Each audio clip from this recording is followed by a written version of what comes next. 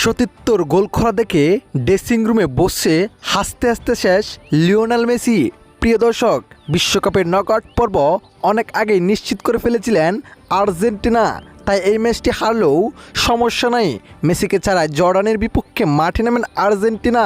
মাঠে নেমে 7 মিনিটের সময় দুর্দান্ত একটি গোলের সুযোগ পান, কিন্তু গোল করতে পারেন না আর্জেন্টিনা। এরপর ম্যাচের দুর্দান্ত একটি ফ্রি কিক পান এবং দেখার মতো দুর্দান্ত একটি গোল করে বসেন আর্জেন্টিনার ফুটবলার লো সেলসো জিওভানি। এরপর দর্শক 25 মিনিটের সময় আরও একটি আক্রমণের সুযোগ পান আর্জেন্টিনা, কিন্তু তখন আর গোল করতে পারলেন না তারা।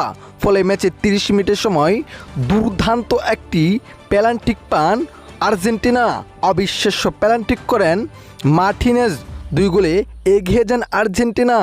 আর সতীর্থদের গোল করা দেখে ড্রেসিং রুম থেকেই বাহবা জানালেন সর্বকালের সেরা ফুটবলার লিওনেল মেসি। তার আক্ষেপটা ভালোভাবে পূরণ করেছেন আর্জেন্টিনার ফুটবলাররা।